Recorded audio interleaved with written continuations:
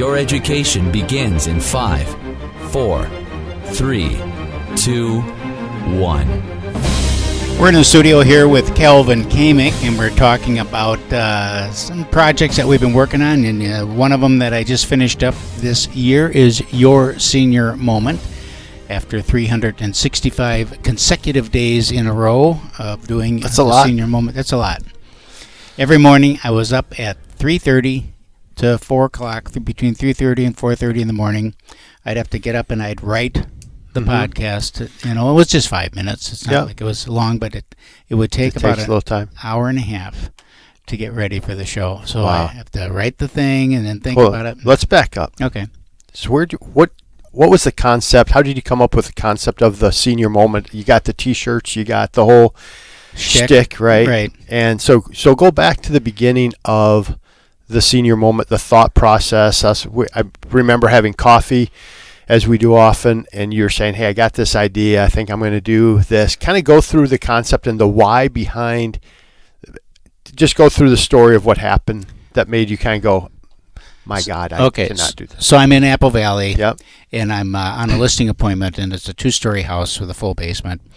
And we're walking through the house like we always do with the seller, and we're going up to the second floor and down to the basement and back up to the second floor as we're having the conversation, and we're coming back down to meet at the kitchen table and just sit down and talk about the property and the project and what our timeline is, those kinds of things. And I am huffing and puffing like an old man. I mean, I couldn't hardly catch my breath. And so we settled down, finished that thing, listed the house, and that was all. I went home and I told Sheila, I said, I got to do something because I am a big fat cow.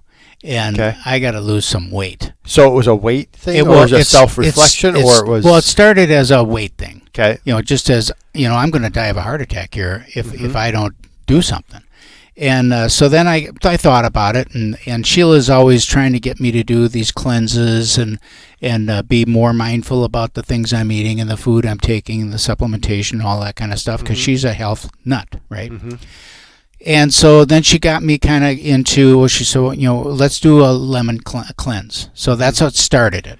So what started it was a 10-day lemon cleanse fast.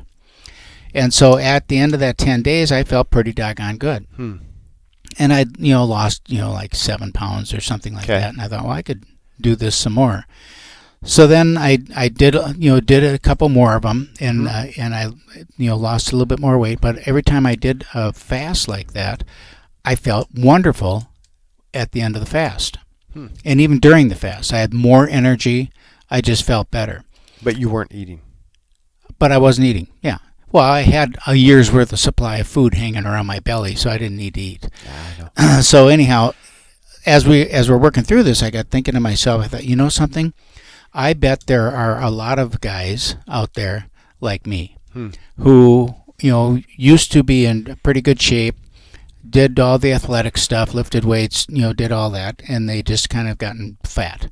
Right. And so I'm going to take a year. I made a commitment to take a year to exercise every day, to watch my food, and then I thought, well, I'll just do a video podcast about it. Okay. So I started doing that, and it's, you got to call it something. Right. And I'm Keith Hittner Sr. And my whole thing is to make it quick. Yep. Every morning, just make it quick, kind of like a check-in, accountability, if you will. So that was the thing. So I started calling it, Senior Moment. And I said, Herschel Walker has always been kind of an idol of mine. Okay. So, because Herschel Walker he's Heisman Trophy winner, track and field star, just a superior athlete, but he never did formal gym training. Wasn't a weightlifter. No. Grew up poor, out on the farm, but he run and walk and do push-ups and body weight exercises, and he was in fabulous condition. So I thought, well, if Herschel can do it, then so can I. So be like Herschel. Just do body weight exercise. And he would say, he'd have a goal to do so many push-ups, sit-ups, whatever he's doing, so many a day. Okay.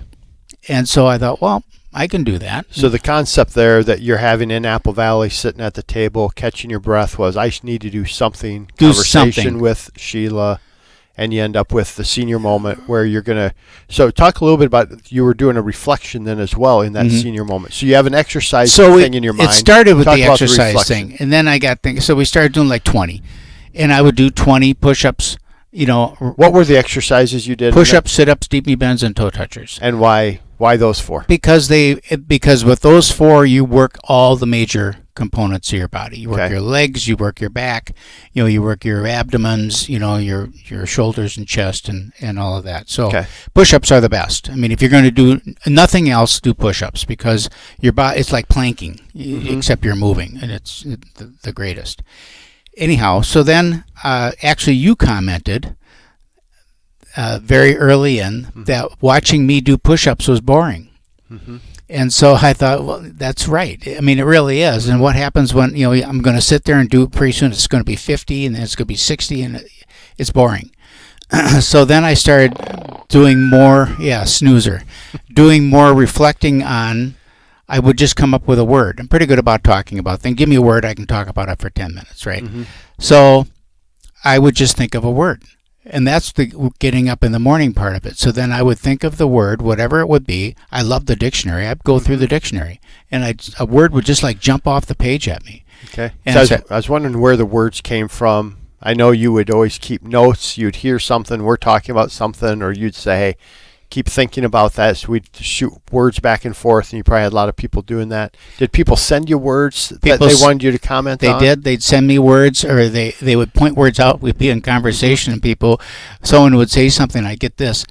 That's a good word. Write that one down. You could do that one, right? And I would. I made a text a thing called Fred. So my name was Fred, and every time I got a good word, I'd text that word to Fred. So as I come back, so I would just I was collecting these words. I'd be in church on Sunday and listening to the pastor speak, and Sheila be give me the elbow saying, "That's a good word. Write that one down. That's a good word. Write that one down." That's good. So talk about your prep a little bit. What would you do? You talked about early in the segment. You're saying I get up at this time. Just talk through that process. Did you handwrite it? Did you just do it off the cuff? Were you able to do some off the cuff? Some you write down? Talk about that process. Off the cuff doesn't ever work well for you can get by with it once in a while, right? But you need to prepare. So I would think of the word. The way I work best is I think about something at night, late in the afternoon, and I just kind of just let it simmer in the back of my mind. And then I go to sleep, and when I wake up, it's all there. And I get out of bed, and I have to literally run to my office. I handwrite it on my tablet. Oh, you hand wrote it? You don't type it? Nope. Okay. And any thought around that? There is. Okay. What's that? There's something about handwriting something, longhand in script, that allows me to focus my thoughts. And the only problem is sometimes I can't write fast enough because it's all in my head, and I just have to write it down as fast as I can write it down. And I never ran out. I'm right down to the last day. I still had words left. Talk about highs and lows. So it's a year, right? So I can do anything for a day or two. Yeah. I'm pretty proud of it always.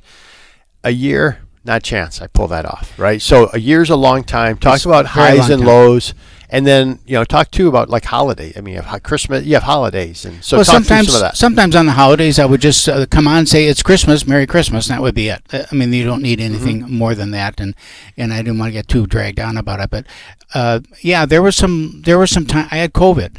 And I never stopped during COVID. So I'm doing my exercises. I never didn't do exercises, and I did the podcast all while I had COVID. And then there are some times when you think, what am I doing this for? That was about 9 months in. Right. I'm like, really, what's the point of doing this? I'm not. It's not like I'm going to be some podcast superstar or anything like that. And I just kept.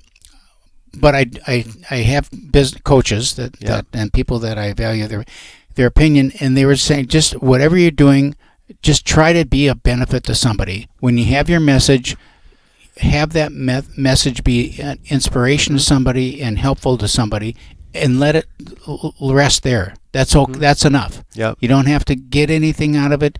Just do it, and if it can help somebody, and I would get comments from people from all over about, oh, that was a good one. People that I had never heard of and they would come up to me and say, oh, I watched your senior moment. I said, I didn't know anyone was even watching it. I thought I was all alone out there. It seems that way, right? Yeah, it does.